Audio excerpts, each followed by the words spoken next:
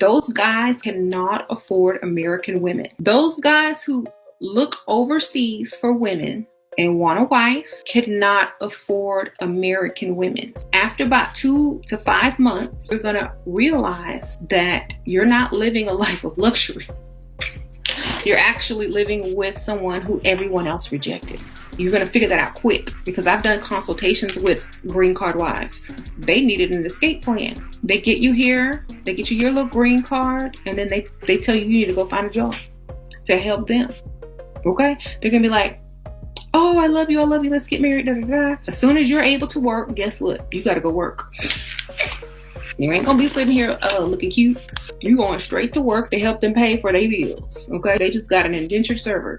Don't think just because somebody from America want you, you finna come live the life of luxury, because they want you to come work for them and pay half their bills because they can't get an American woman.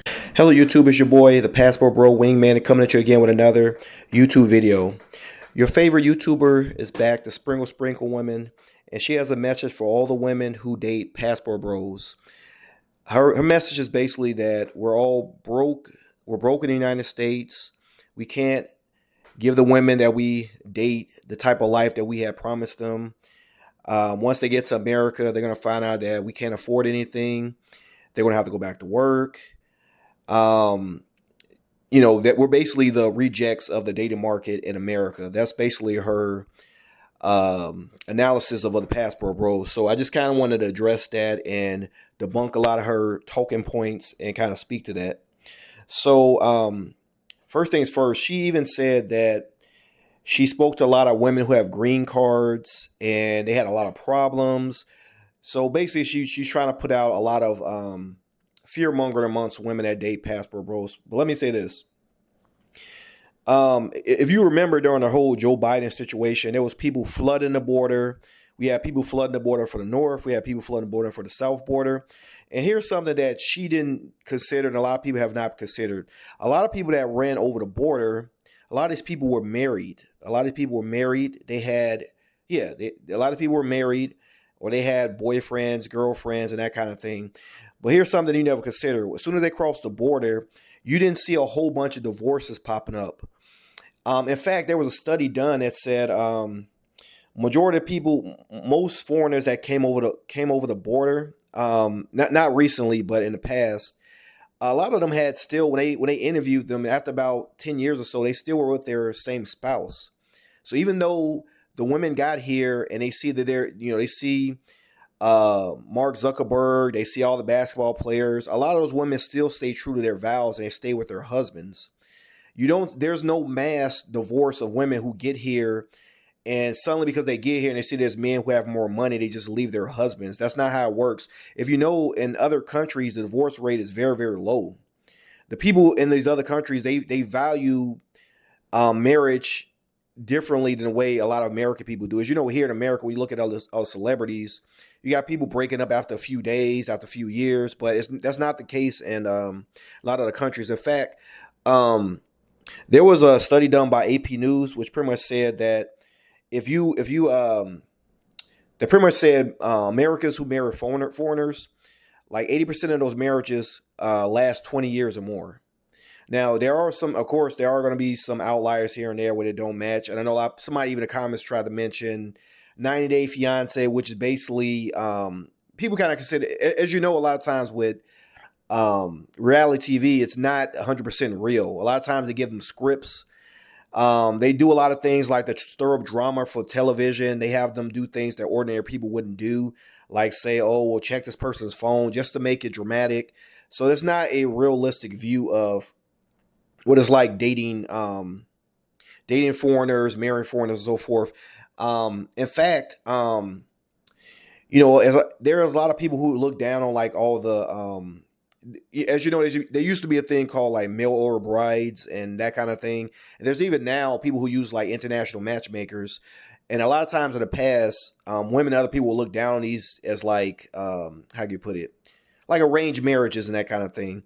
But when they did a study, they found out that majority of the people that, like for example, there's a site called loveme.com. He's pretty much there's a guy that owns a site. He's a matchmaker. He goes to different countries.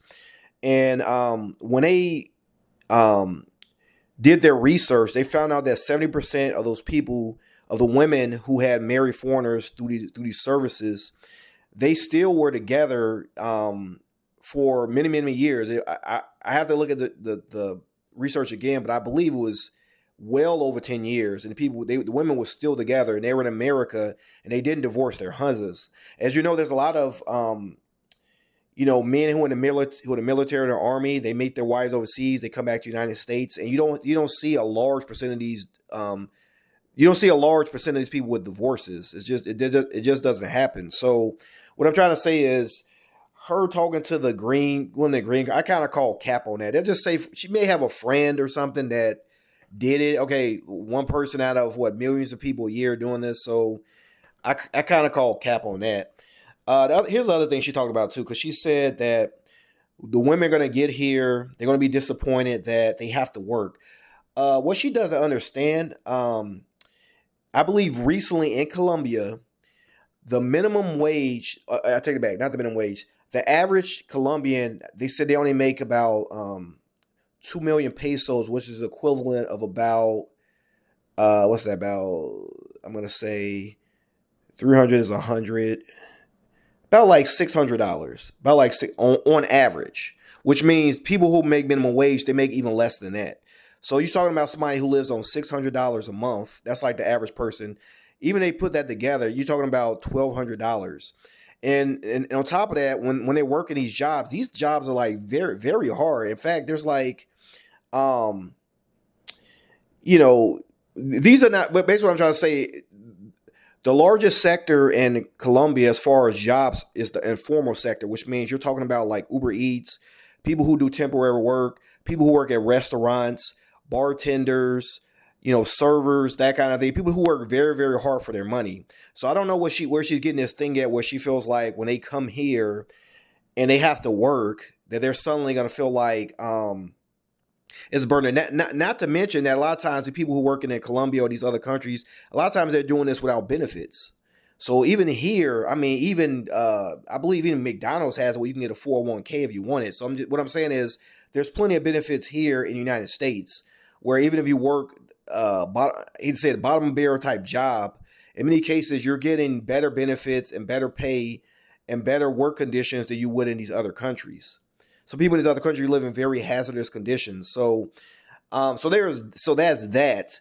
Not to mention, as a lot of Pastor Bros usually say, who said we even bringing these women back? You have a lot of Pastor Bros that live overseas. They stay there. They marry the women there. They raise their children there. For example, there's a guy named, he has a channel called Sunshine Shoulders. He married his wife in the Philippines. He has children there. He's been living there. I'm going to say it's going to be over 10 years. He's been well retired, been there for a long time, has been raising his daughter, hasn't had any problems. So a lot of guys are not even bringing their wives back. And even the ones that live in the United States, there's a lot of them that would rather have their wives stay there, children there, and they're just, work in the United States a few months, go back there, and then, live with their wives and their children. So that's that. And even, and as I told you before, even when you bring them here, probability is still in your favor that they'll still work out. Put it this way, it will work much better. I can at least say this. Your chance of success is much better in the United States if you were to marry a foreign woman and bring her here in the United States than it would be if you just married an American woman. Now that I can, there are stats to prove that. So you have that. And then the other thing is, she's saying, basically we're too broke to date a lot of women here and so forth. I don't think it's that we're like too broke, but I don't see the point of me taking a woman out on a $300, $600 date just for her to say, I don't think it's going to work out. We should just be friends. Versus I can literally go on the Philippines or even Colombia at most. A lot of times the women, they'll just be happy. It's going to sound bad, but if you literally took them to McDonald's and y'all had a date there, a lot of women would be fine with that. Because keep in mind that most of the men in these countries, they don't have money like that to be taking women out, splurging on women and taking them to these fancy restaurants. They find like a little small local diner.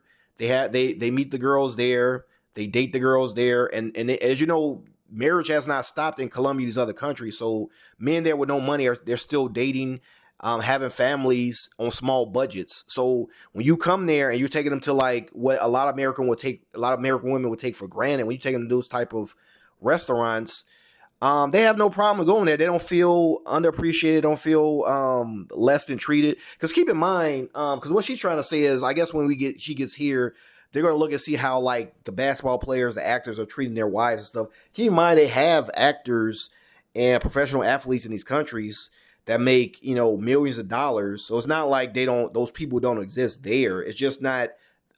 Yeah, so they see those people there, and yet it's still, in spite of that, they still date and still married and still have families. They've gotten to a point where, because again, you're in countries where majority of people don't have that much money. So what you start to invest in other things besides material things. You start investing in communities. You start investing in people, and on top of that, to survive, it works best when you're social. You meet the people in your area. Y'all all work together to get everything that you need. Y'all, you kind of like, it might be one guy that could give you the hookup on like certain deals, like on your, it might be like a mechanic in the area that everyone knows because you know him. He might help her out with the car, repairing her car for a cheaper price. The woman, she may be maybe she's a teacher or she's a babysitter or some. But basically, what I'm trying to get at is that they all work together because everyone in the community doesn't have that much money, but they learn to invest in one another to build up their community and to live. So that being said, when they come to America, if you notice, they all go to their enclave. They don't just you have things like Little Haiti. You have like little Italian communities. You have the little Chinatown. When they come in here, they don't necessarily just come in and assimilate with American culture. They actually stick to their own culture. Nobody's forcing them to do this. No one's forcing any women to do this. They're doing this on their own. They like being around their culture. This is the way they were raised up. Many of them were raised to be wives. They hang around other women who also were raised to be wives. As a result, it works. So, So, another thing, in just a little thing, I don't know if you noticed in the video, she spelled afford, AFF or ORT. But she has a lot of smoke for like the passport bros. But nevertheless, I'm going to end on that. I don't want to keep this video too long. But you guys tell me what you think. Tell me in the comments, why did you choose to go to Colombia or Brazil or date out of the country? Why didn't you want to date all the women here? Like, because again, put it this way. Yeah, so I'm going to leave it at that. Just tell me what you think in the comments. Until next time, this is your boy, the Passport Bro, Wingman, signing off. Dear Passport Boys, dear Passport Bros, stop calling yourself Passport Boys and Passport Bros. Are you going to the Philippines to look for a Filipina queen or what? So stop calling yourself Passport Boys and Passport Bros. Start calling yourself Passport Kings.